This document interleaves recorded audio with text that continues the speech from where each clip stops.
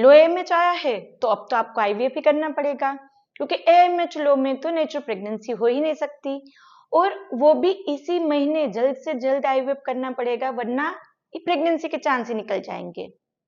दूसरा, उसमें AMH 1 से कम आएगा तो आपको बोला गया होगा कि आपको तो डोनर के साथ जाना पड़ेगा, खुद के 1 से तो IVF भी पॉसिबल नहीं है।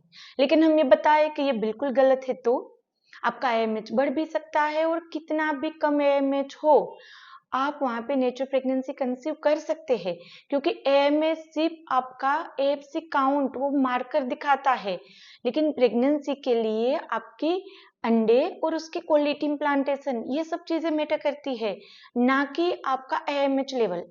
0.01 में भी हमारे यहाँ पेशेंट ने कंसीव नेचुरली किया है, वो भी 1 से 2 महीने में।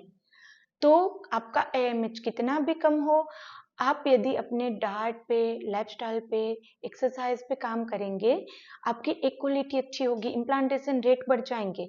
होम्योपैथिक मेडिसिन से आप अपने AMH को बढ़ा सकते हैं, AFC काउंट तक बढ़ा सकते हैं। तो कहीं ऐसा नहीं है कि लो AMH यानी कि IVF, लो AMH में भी नेचुरल प्रेगनेंसी रुक सकती है और हेल्दी रुक सकती है, क्योंकि यहाँ पर आपके खुद के हार्मोन पे हमने काम किया है। आपके हार्मोन अच्छे होंगे, FSH LH रेशियो ठीक होगा, एस्ट्रोजन प्रोजेस्टेरोन रेशियो ठीक होगा, तो जो अंडा बनेगा उसकी क्वालिटी भी अच्छी होगी, और उससे जो प्रेगनेंसी रुकेगी वो आपके अंदर ग्रो करेगी। बाकी लो AMH में यदि आप IVF भी करा लेंगे, लेकिन अंदर से बॉडी ही ठीक नहीं है, हार्मोन ही ठीक नहीं है, आपका यूट्रस ही रेडी नहीं है, तो अंदर इम्प्लांट कैसे होगा।